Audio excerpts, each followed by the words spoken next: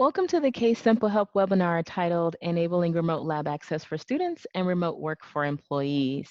Today's WebEx is hosted by Quest and NetX. My name is Chrystal Lewis and I am an account executive with NetX. I appreciate all of you for taking the time out of your day to learn more about remote solutions. Just a reminder, this webinar is for everyone, non-KACE customers, previous KACE customers. We discuss several KACE and SimpleHelp features that bring value to everyone here. Today, we're going to hear from Zena Goshu, the channel account manager at Quest, and also my partner in the coordination of this webinar, along with Joe Wise, who's helping us out in the chat function, and Jason Marano, the senior sales engineer at Quest, and the VP of technical operations at NetX, Antwune Gray. I have already provided my contact information in the chat, so feel free to reach out to Zena or myself directly with any questions. You can use the chat function to submit any questions you may have during the webinar. So let's jump in with an introduction of NetX. So NetX was established in 1997 and has since remained a leader in customer service and an innovator in approaching the challenges IT departments are faced with today. As an engineering firm with some of the best system engineers in the business, NetX is uniquely positioned to help organizations implement cost-effective solutions to achieve efficiency and peace of mind in managing their information, data centers, and endpoints. As a Veritas and Pure Storage partner, NetX specializes in data protection, high availability, archiving, and e-discovery solutions. NetX is an authorized training partner for vendors such as Veritas and others. We offer live instructor-led training and never cancel. That's important to note. Our classes are guaranteed to run. Our instructors are also engineers and deliver real-world experience into the classroom. NetX is a technical partner and preferred vendor of Quest, as NetX is the exclusive distributor of SimpleHelp, which you will learn a lot more about today, a remote desktop protocol application, including remote monitoring, remote access, and support. Our Quest partnership provides KACE customers an exclusive promotion, including a 6-month free trial of SimpleHelp. And I'd say that's an excellent incentive to become a KACE customer. And while we're talking about KACE, let's jump in now with Zena Goshu. Thank you for the intro, Crystal. I appreciate it. Hi, everybody.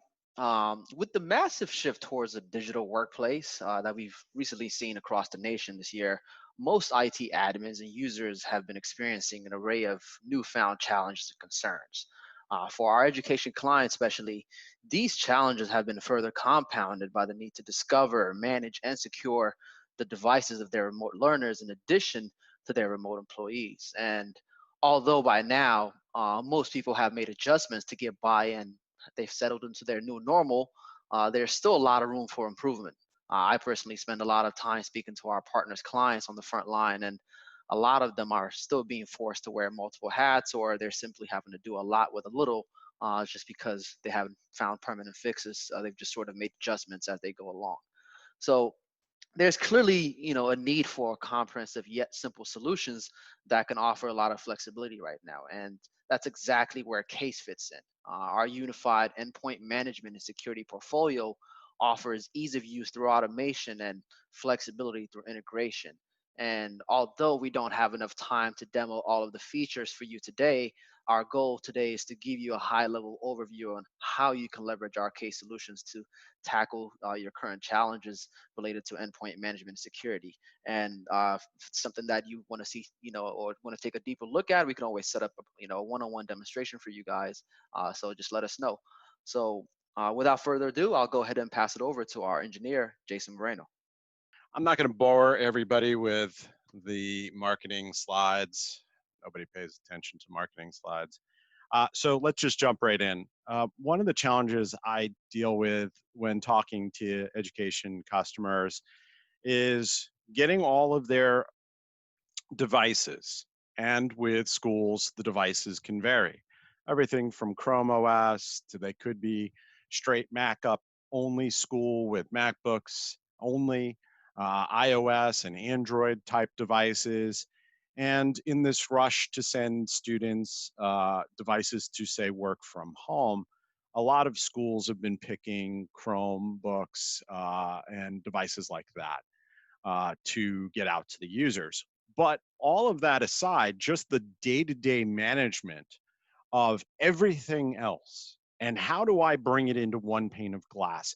How do I quickly pull up a way of reporting on devices checking in, devices that I have out on my network that I need to inventory, switches and routers and printers and copiers and all of your Windows-based products, whether they're servers in physical form or virtual form, or laptops and tablets, and the list goes on, right? So all of these devices have become uh, problematic to get all gathered into one sensible, logical inventory place. We have a single dashboard. So for all of those devices, you'll be able to go into your inventory and see any of those devices that you need and even be able to carry out actions against them. For instance, if I have somebody who is on a phone, or if they're on some type of Android tablet or iOS-based device, I can come over to our mobile device management from a technical resource point of view, whether I'm first level support or administrator. I can right from here lock, set passcodes, clear those passcodes, go ahead and unenroll and factory reset devices that we own as an education customer. So I can go in and do those single tasks, single points of task right from here, as well as be able to filter around those devices.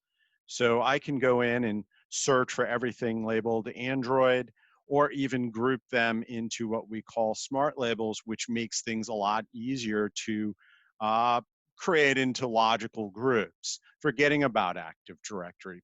With our customers that have all MacBooks, they're not reliant on Active Directory. So this is a product that works on Linux, Windows, Mac OS. You can bring in the aforementioned Android and iOS, as well as Chromebooks. To give you an idea of inventory for a Chromebook, some of the things you can do with Chromebooks. I'm just going to jump over to another console. Let's see, this one here. So I just went into the same section I'm in right now, devices, and I'm going into the detail. So here is a Chrome device. It's a Chromebook from Acer. And this is the kind of information I can gain back. By the way, all of the stuff on the left-hand side in gray here are ways that I can group those smart labels. That's why I didn't focus on it. Because you can come in and go system model based on its IP address, based on the hardware that it is, how much RAM does it have, right? And we can get this information just by drilling down into each device as it checks in. We will then know things about its OS version. And from a technical perspective, I can take actions like deprovisioning, enabling them, disabling these devices if they go missing, all from this same console. Come back here. Now, we don't just stop at Chromebooks. Chromebooks are still going to be kind of co-managed, of course, from the Google side. They still have ultimate say over what you can do with your OS in terms of keeping it up to date. However, all of the rest of those actions, seeing them in one place and being able to report on them, even quickly filtering based on last usage. So for instance, we automatically have smart labels around missing in action. So I can come down and say anything that hasn't reported in 14 days, I want to see them in this list. This is a lot of the headaches that my admins have run into in the field, gathering, quickly collating, and even exporting. A lot of times these screens that we look at, I want to be able to report on what's here after I've maybe filtered out name of OS or grouped around the operating system, say Windows 10, right? I have all of these devices here, so let's filter this down. Anybody on my tech team, I can teach how to create a smart label. It's very easy to use.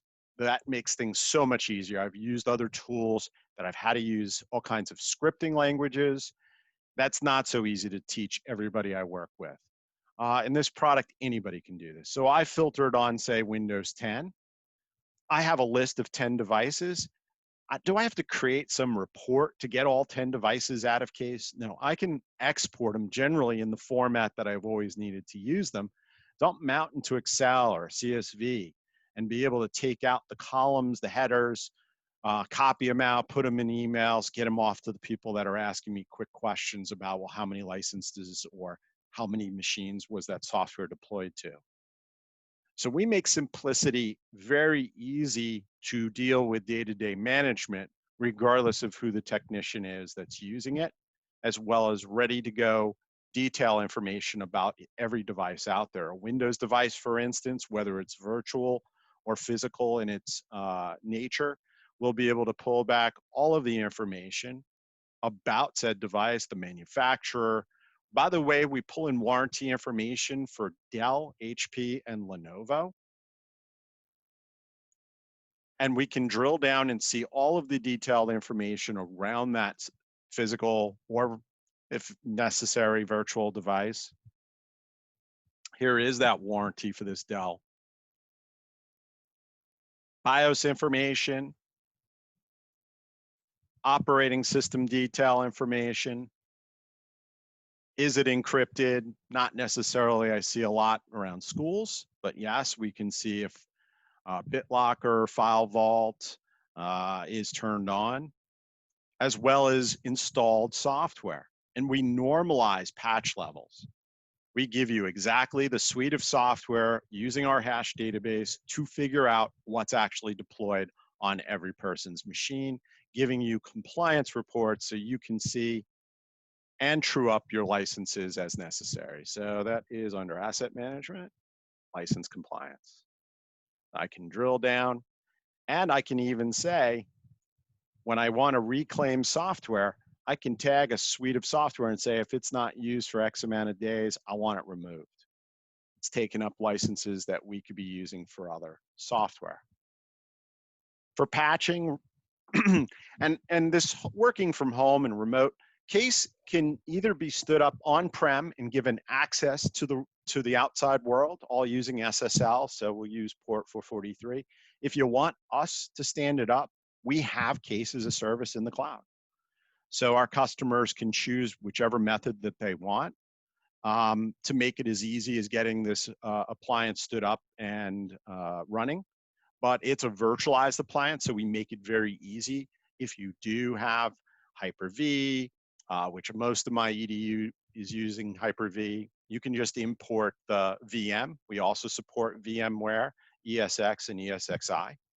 So you can import it into your virtual environment. If you have Azure, great. We even have it up in the Microsoft Store. You can import it into your Azure instance right now, and it will then be software as a service out on the cloud. And you'll be able to get those devices, whether they're checking in from the student's home internet or wherever those devices go. So I just wanted to address how easy it is to get this information and even work remotely yourself. We have a KACE Go app that technicians and sysadmins could put on their phones. It was something I forgot to look up before, but I figured I'd give you a quick view of what that looks like. Maybe I'll come back to it. I'll come back to it. Doesn't want to play catch up. There we go. Go back to my patching from before. Yeah, our patching is really easy. You just match patches up, deploy them to your devices. So if I just created a schedule, and what can we patch? Mac OS, Windows, and third parties for both operating systems. So I could set up and get a real-time dashboard here and see exactly where in the process my machines are. Have they rebooted? Were they offline when this task ran? However, if I was creating a new patch schedule to get software deploy or software updates deployed, I can do a detect and deploy. Of course, give it a name like Microsoft monthly OS patches. You saw device labels before, so I can simply just say, yep, I want to pull in all my Windows 1903 machines on, say, said subnets. I can do all kinds of smart labels. to target these machines. I know this says Mac OS, but we'll just say 1903. And what do I want to detect? I might want to detect all patches that are missing, regardless of vendor, whether it's third party or Microsoft or Mac. And then come over and say, you know what? We're just going to patch for Google Chrome. We want to get everybody's browsers updated on these Windows 1903 machines. And then decide if you need to set up notifications. Some schools I speak to say no, they're just going to do it after hours. However, you can do all the way up to OK snooze and cancel, and decide timeouts and how long between said timeouts, progress messages to let, say, faculty and staff know what you're working on, set up your reboots, no reboot, prompt the user, or force. You might be working on patching your servers, right? And endpoints. So you might say on a server, no reboot, but if it's a user, you might want to prompt them. We can even detect to see if nobody's logged in. So go ahead and reboot it automatically. Give them a message and decide what do you want to do in terms of how long for a timeout. What's your default action here? Do we give them some more time? Do we reboot it later? How many prompts in the interval between those prompts? And then go ahead and decide it on a schedule. Some customers automate this. They go, yeah, it's Microsoft. I'm going to do this every Thursday of every month between or starting at 2 a.m. in the morning. And we're going to all do this based on the server time zone. I could even say if a machine misses its schedule, I want it the next time it connects to go ahead and update. So we can do that. So all of these settings are here and available to you. It should be very simple to get your patches out there in a timely fashion instead of having to babysit your updates. Next is service desk. We do have a service desk. You're working as a service desk tech or admin or wearing those many hats. So you might as well send your tickets to the same place you're managing your devices. All tickets in the KACE appliance all get applied to the devices that the tickets are open up against. So you get a complete history of everything that is being tracked against that device because, of course, multiple users might be sitting in front of that device. And then this is all customizable. I try to be very open. You can make this as customized as you folks need to when setting up what fields are mandatory and required. Maybe it's not these options, but it can be any of your options.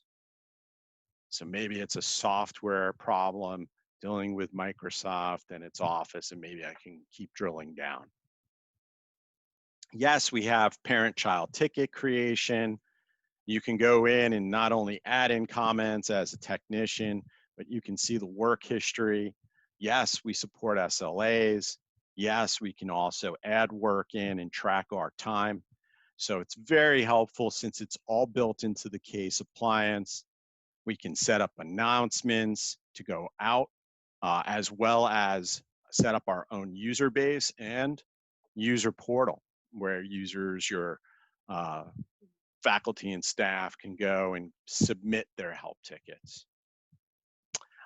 So as an overview, this is the systems management appliance. This does all of what I mentioned. It's our single pane of glass. However, to do imaging, that is a separate console, and that would give you the ability, since you guys are always re-imaging, every school I talk to with their Windows machines are re-imaging. By the way, as a side note, we do control Mac OS re-imaging using KACE Systems Management Appliance.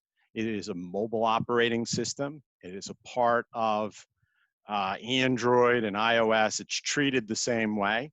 So if you're interested in re-imaging your MacBooks and your Mac OS machines, please let us know. We can have that discussion with you. But if you're doing mass deployments of Windows machines, our Windows, we do, with our systems deployment appliance for imaging purposes, we do Windows and Linux. So we can do both operating systems. But if I was just taking you through a quick overview of the imaging process. Say this is my sysprepped base golden image I'm deploying to all my machines, and I need to customize it and get it out to other machines or other users' machines. So I'll take you down here. This is where clear all tasks. This is when your machines are network booted.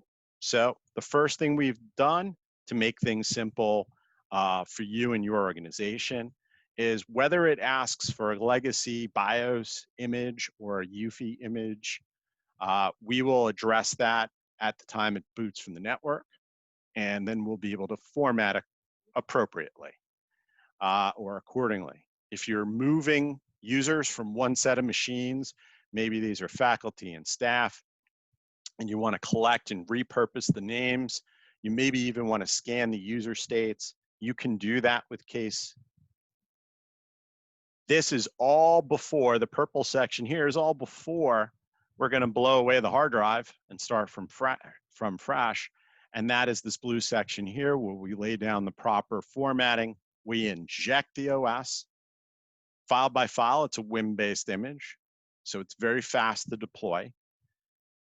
We inject the drivers because in the pre-boot stage, we've harvested the machine's vendor and PCI vendor hardware ID numbers and have matched them up with our database, and our software that we use to harvest those drivers has already uploaded them. And you would be able to then go out and push out this image. Next thing you might want to do is reset that computer name, since it's just a registry key, so we'll do that here.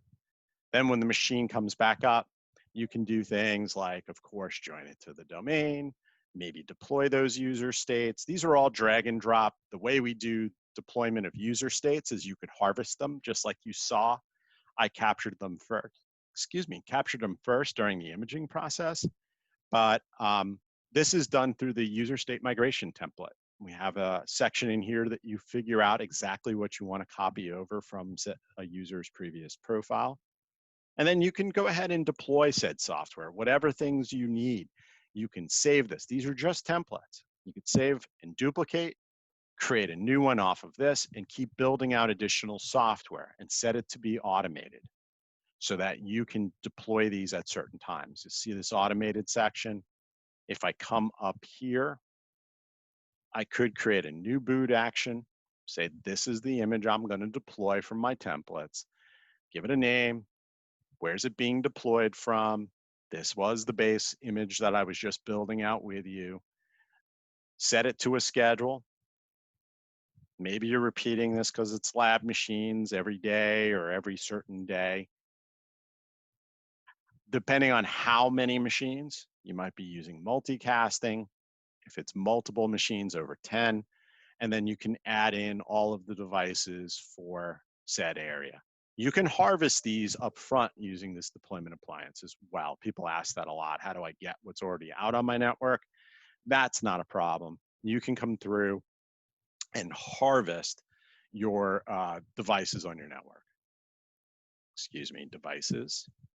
And you set up a network scan. You'll see in here's my network inventory. So we'll have all of that information on file, and then you can use that to deploy. The text is missing because my DNS wasn't configured. Then you could actually track the progress. So say I did deploy this machine I was working on before.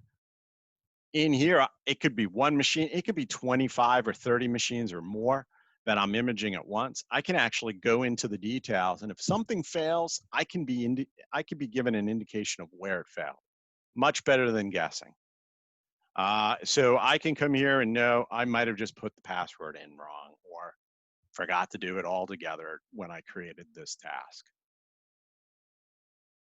If you want to update, you can actually use our two appliances together to automate deploying of operating system and software. How do we do that? Simply, during the deployment, if I go back into this this particular image I was working on with before. It's down here, you see I built this out. All right, let me remove a couple of tasks. I joined it to the domain. Maybe I deploy user states, maybe not, up to you. But I come over here and I bring in the case agent. I bring in the systems management agent from this appliance. I'm going to come into devices and show you something you're not aware of. But every time we deploy an agent, it gets a birth date, gets its date. It always stays with it. It's called the created date. Pretty simple. What if I just said was within the last 10 minutes? So this machine was created or the agent was deployed within the last 10 minutes. That means any machine that falls within this criteria will become a part of this label. Now, if I hit test, I have nothing. And that makes sense. I could add in additional information. Name of machine begins with these 3 characters on this subnet, with this subnet's octets filled out. However, we're just going to go with this one because this is the most important one. I wanted to show you how we can automate this and say, just deploy the OS, then let the systems management appliance do all the other heavy lifting. How do we do that? It's called task chains. I could come into the systems management appliance and I could say, deploying labs, right? Enable it, give it to a description. Not all devices, right? But we created a label, a smart label that says recently imaged devices. That could include those subnets, the naming schemes, but as long as that created date was within that time, they'll automatically fall in here.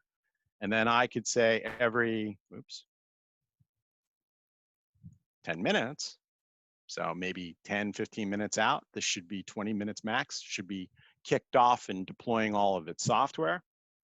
I could shorten up that time, add in some tasks. What are those tasks? Well, based on the name, the subnet, and that it was recently imaged, I could come in here and say, I want to deploy all your managed installations. All of the software you're targeted based on your whatever information I provided. Now, this might have software that hasn't been patched. Could be Acrobat, could be whatever application based on your EDU. You could say, I want to do a patch update and I want to detect and deploy all patches. And now I can just pull in that task. I'll just grab something here. And maybe at the very end of this, I want to run a script and move it to a different OU. So in my scripting section, in case systems management appliance, I created a script, say, it says move from one OU to the next. That's how we can tie both of these together. As a matter of fact, real quick, I can come into a device, say this is the device I wanted to image, and say, add to the deployment appliances schedule for an actual boot to the network and go ahead and re-image yourself. These are all one pane of glass methodologies that we work with, making it very simple for our admins to get themselves up and running. With that, I'm going to turn this over to keep this on track. Once again, before I leave, if you have a specialized question or you want to see this for your particular environment, please reach out to us and we'll make sure we can get a customized demonstration to address your questions and your individual concerns. Thank you so much. That was great. If you have any questions about this segment of the webinar, please use the chat function. We're going to turn it over now to Antwune Gray with NetX to talk about SimpleHelp. All right, thank you, Chrystal. Thank you, Zena, as well as Jason. Unlike Jason, who was so gracious not to bore us with PowerPoint, I'm going to actually probably bore you a little bit with PowerPoint, but I promise I'll keep you short. There are some very specifics I want to make sure that I hit before jumping into the tool. So this segment is introduction to SimpleHelp. So just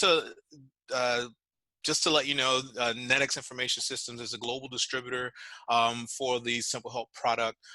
We also handle the support for SimpleHelp as well as for KACE customers We offer free assistance with installation.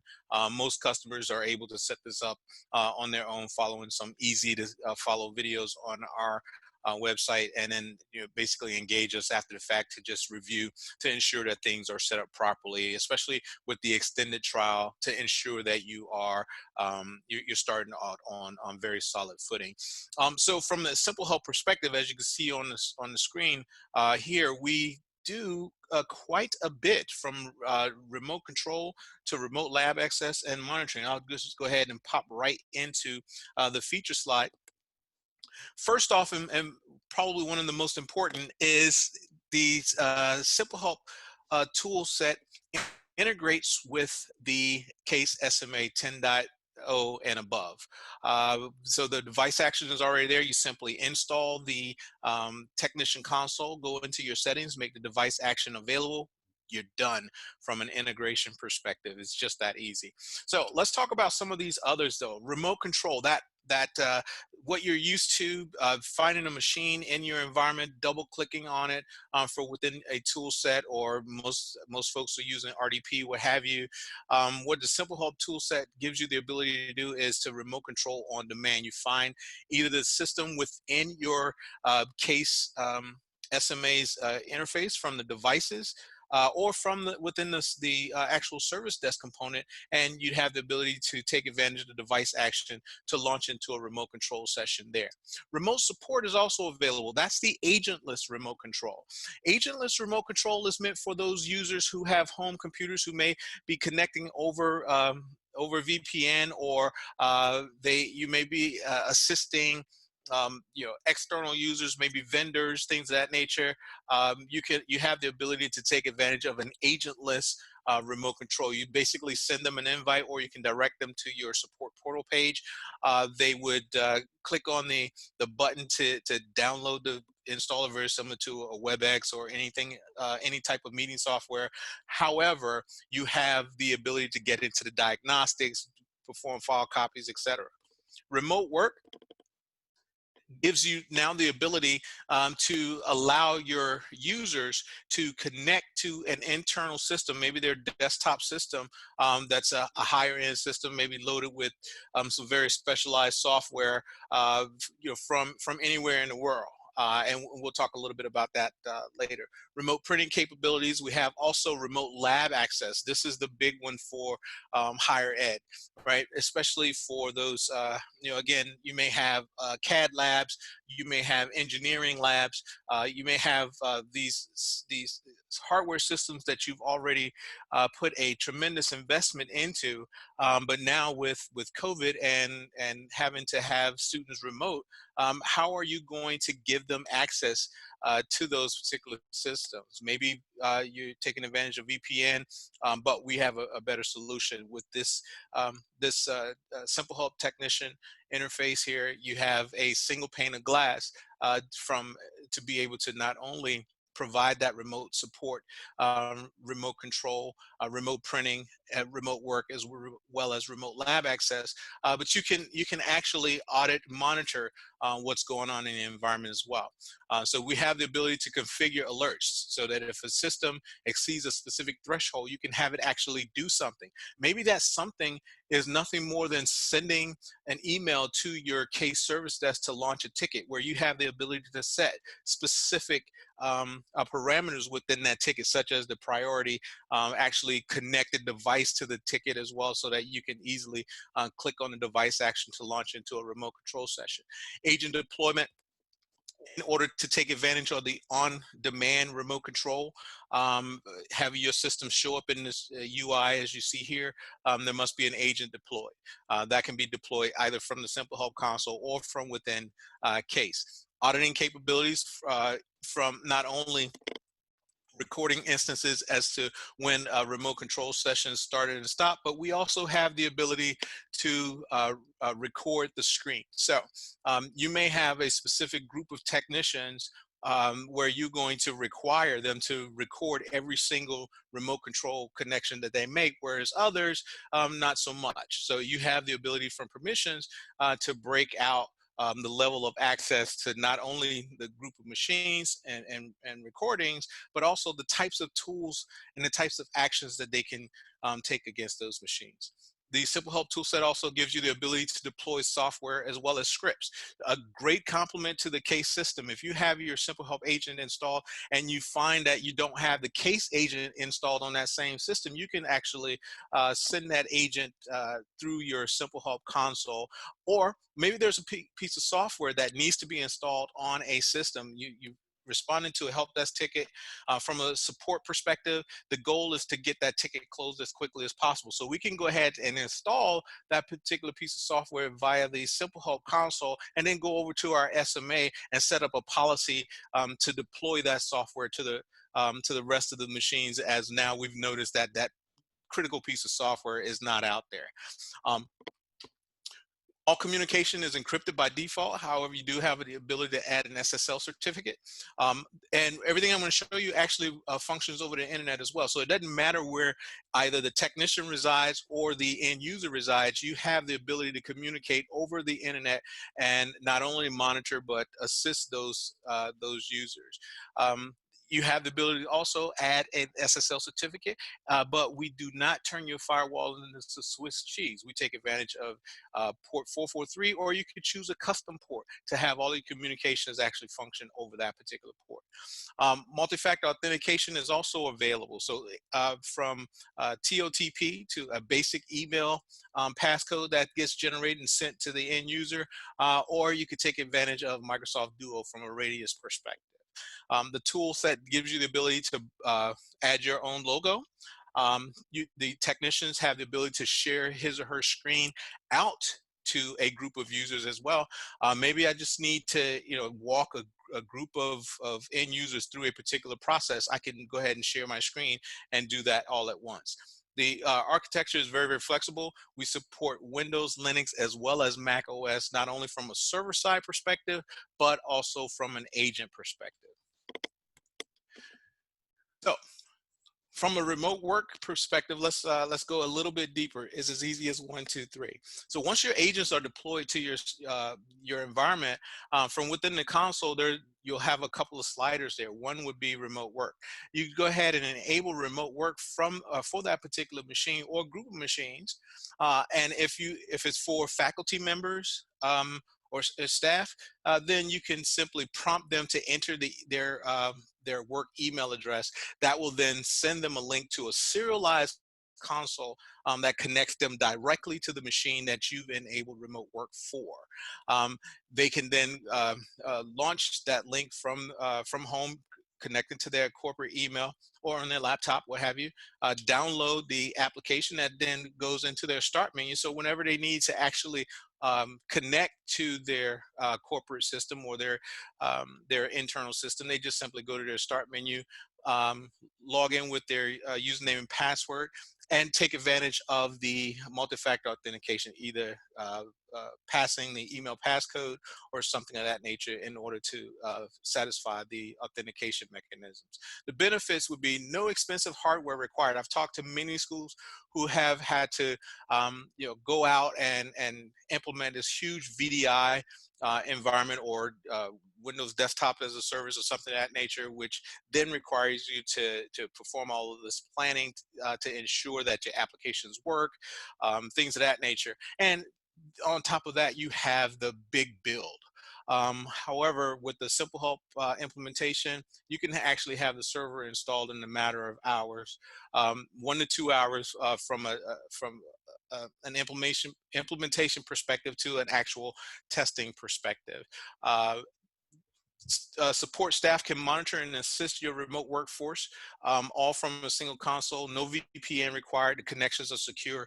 The license costs are very low. From a remote lab perspective, your students would actually go to a web link where they would log in with their username and password, their Active Directory username and password. They enter an email passcode that gets sent to their school email address. They click connect next to the machine within the lab that they have access to and that they need to connect. The console will go ahead and load if it's not already installed, and they're able to then go ahead and get to work. The benefits are the same, but you'll notice down there in red, you learn from anywhere, as well as your support staff can support from anywhere. From an architecture perspective, you can install the SimpleHelp server, Windows, Linux, or Mac within your internal network and make available that single port bidirectional in your DMZ, which we have customers that do that, as well as you can install in your favorite cloud provider. So Amazon, Azure, which is where our systems actually live, Google, etc. Okay. So a couple of quick screenshots here. So from your KACE SMA and the device action that I spoke of. Once you have your agent installed into the environment, you have your technician console installed on your workstation. Does not have to be open, but that's what make the APIs available. You can just then select the little arrow next to the system that you need to support and launch into your SimpleHelp remote control. Also, from within a service desk ticket, we have that same capability. We can not only send an alert to the service desk to launch a ticket, but we can go ahead or create a ticket, but we can also launch a remote control session right from the device action that is seen right over here to launch into a remote control session. So you don't have to leave your KACE service desk interface, or even if you're just in devices as shown in the previous slide, you don't have to leave that interface in order to launch into a remote control session either. Okay, so I'll go ahead and move over into the actual console. So this is my SimpleHelp Technician console. Again, it must be installed on your technician's machine in order to take advantage of the device action within the SMA. It does not have to be open, but there are some benefits to actually having the technician console open and available. As you can see here, this acts as a heads up display. I can see that I have some systems that have alerts. You'll notice the indication by the yellow flag there. I also have the ability to see who's logged into specific machines, their internal as well as their external IP address, so I know if they are connecting from within the organization or if they are outside of the organization.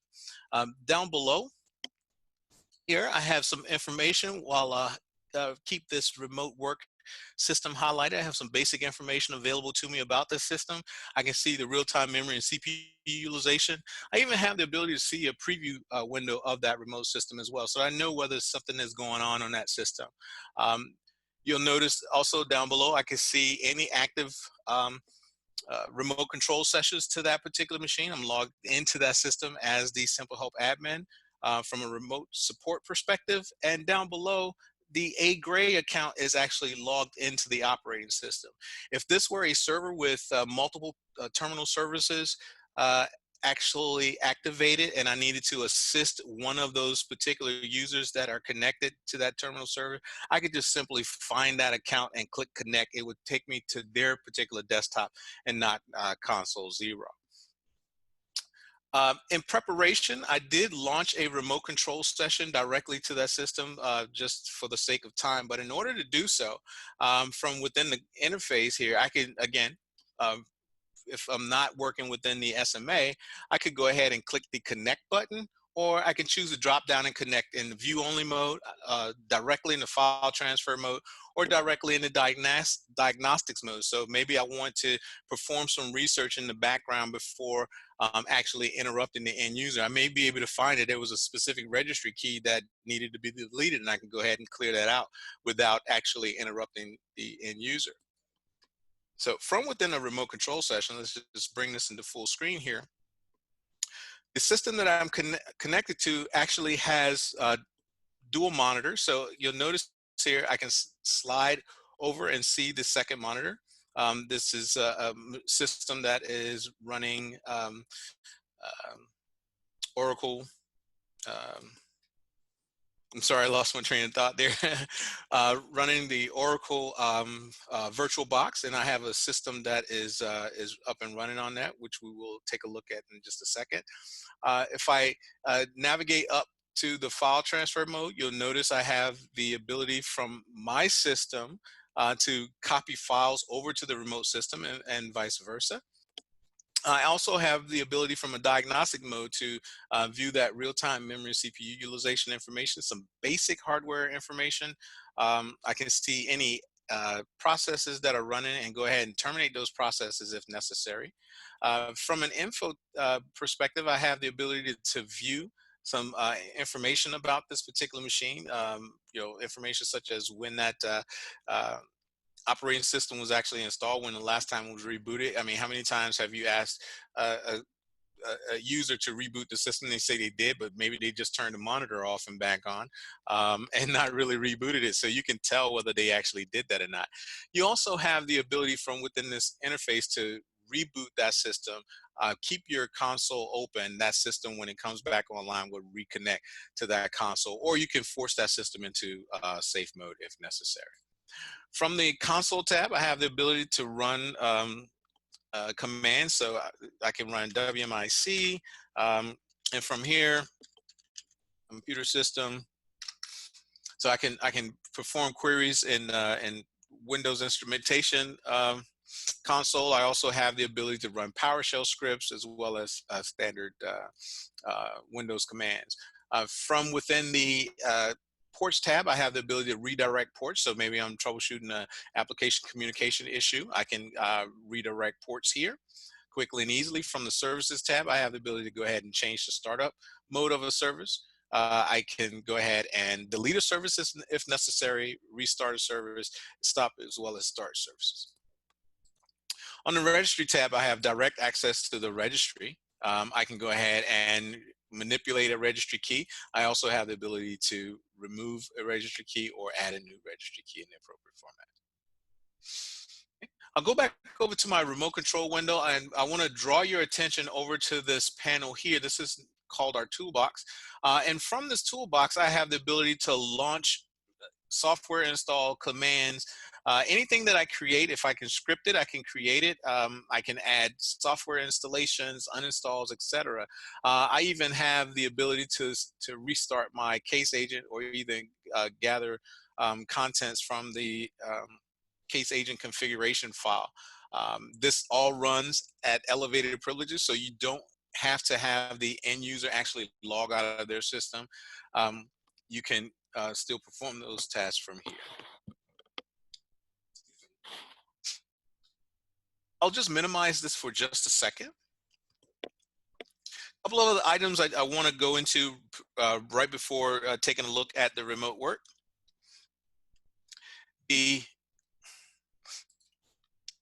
So from within the console here, remember I had an alert on a particular system. So this one shows that the AV is out of date on this particular desktop. So let's go and view that alert. From here, I have the ability to create thresholds that, if exceeded, it does something. I can do something as basic as send a notification to my technicians' consoles so that they can then take action on those particular items. From here, can come right back to that particular machine. I also have the ability, let's go back to our alerts here. I'll create a new alert, and I can go ahead and add trigger actions. So I can take a look at machine resources, such as CPU usage. I can look at disk space, or maybe I want to alert based on an occurrence within the event log or event viewer. I can also alert based on a registry key being available or not. Let's back up once more. Let's take a quick look at one alert that I've created already. So let's look at this high CPU alert. Okay. I'll go ahead, and from here, we go ahead and have the ability to choose the machines I want to alert over. I can alert over all systems or specific systems within the environment. And then for trigger actions, I have the ability to perform multiple actions actually. So the first action here I've added is send an email. And in order to add that action, you just click the add button down below. So from here, I'm sending an email. So I plug in my email address to my case service desk. I use event details to substitute or make this a smart email. And then within the body, I basically take advantage of the case variables, which can be found in your case documentation. So I go ahead and set the machine name. I can go ahead and set the priority. I may want to add submitter or some of the other configuration items there. And then I say this is followed by an automated action. From there, the next step, then I want to run a tool. So as opposed to just exploring this one, let's just remove that one and click the add button and choose the drop down. So the next step may be to add a tool, but you'll notice what else I can do. I can run a command. I can send this to a website. I may want to just save this to a log file to pick up later for some root cause analysis, right? We send a ticket to the service desk to take care of that incident, but I want to see what's going on in the environment. What's the date and timestamp of these particular events over time? Or in this particular case, I want to just go ahead and run my first line of offense. I can go ahead and choose a software install. I can choose a script. Anything that I've added to my toolbox, I can take advantage of from here. Next, what do I want to do when that system is no longer in alert status? I can notify a technician so that they then receive a pop-up within their console, or I can just do nothing and just follow my normal internal protocols for solving tickets. I click done, I activate that policy, and it's done. It's as simple as that to create an alert to be able to be more proactive. Now, let's take a look at a student actually connecting into labs. So I'll go ahead and log in as student one. And just for demonstration purposes, I'm not requiring this particular account to take advantage of multi-factor authentication just so that we don't have to wait on the email process. But here, I have the ability to view the lab machines that my particular account has been given access to. And then from here, I can go ahead and click on the connect button next to that particular machine. And what that does, it's going to pop up on my primary screen. I'll bring it over in just a second. But while that is coming up, I also want to go to the system where that VM is actually loaded so that you can sort of see what's going on there. So we have the ability to blank out this remote screen. There's a little delay in the lab systems here. But once I log on, this remote screen will actually blank out. It will have a logo. It may have a message that says, machine in use, something of that nature, whatever you've decided to add as a message to keep those in-person users from connecting to that system. From a remote work perspective, the process is the same.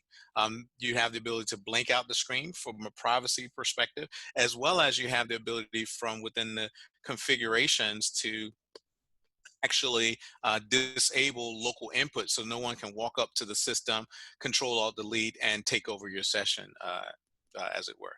So on my primary screen here, let's just drag this guy over. I'm gonna try and do some demo magic and have these guys actually show at the same time. Okay. So labs are notoriously underpowered, so please bear with me on this. So once the console actually connects, come on. Oh, so my VM is locked up, it seems. Okay. Well, there's the blank screen. So my VM is very, very delayed there. But once I have there it is. So once I have connected there, the remote screen actually blanks. And again, where you see SimpleHelp here, this could be your school's logo.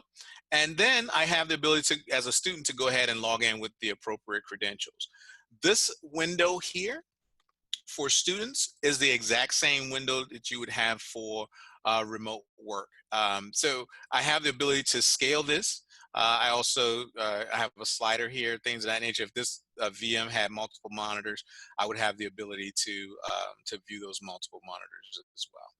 I won't actually log in. We know what logging into a remote system actually looks like. So we also, from a permissions perspective, have the ability to, when that session is terminated, to actually log off the remote system or actually lock the remote system. It really depends on what your preferences are at that particular point. Okay. So with that, I'll go ahead and turn it over to Chrystal to get us closed out. Thank you very much for your time. Thank you, Antwune, so very much. Thank you all for joining us today. I hope you found this information to be helpful. If you have any questions, please don't hesitate to reach out. Myself and Zena has provided our contact information down in the chat.